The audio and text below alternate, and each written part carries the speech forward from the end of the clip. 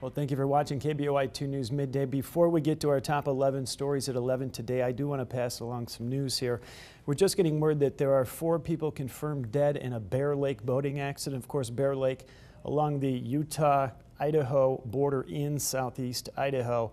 And we are told that 3 of the deceased are juveniles. Sad story. We'll have much more on that, of course, on KBOI 2 News at 4. Getting on to our top 11 at 11. The area around Road Skate Park in downtown Boise has been cleaned up and fenced off. That's ahead of some new construction that has many folks wondering where the homeless went. The alley behind the Interfaith Sanctuary is full now, more than ever.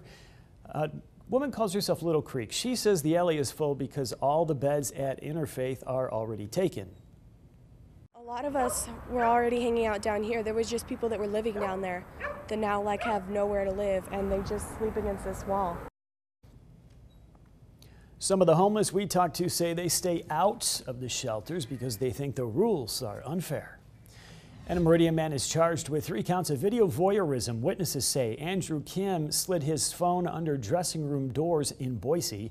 The 20-year-old is accused of taking pictures and video of women at 2 different stores.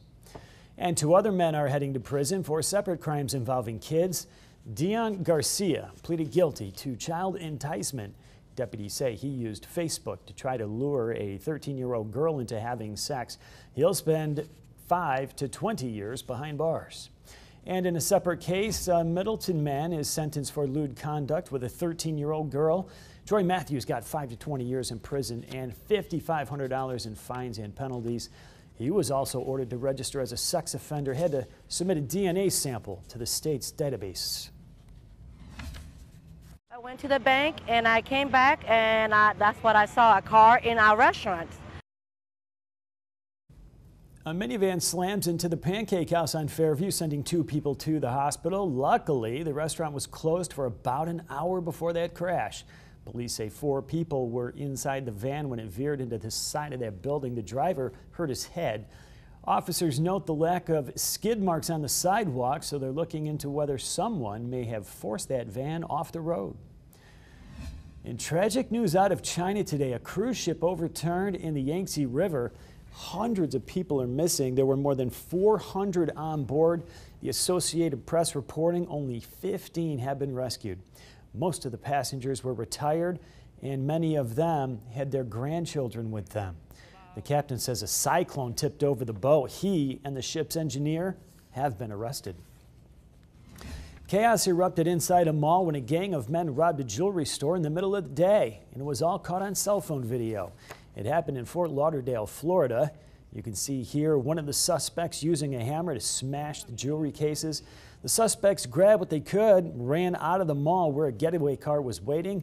Now, 2 of the suspects have been arrested. 3, though, are still on the loose.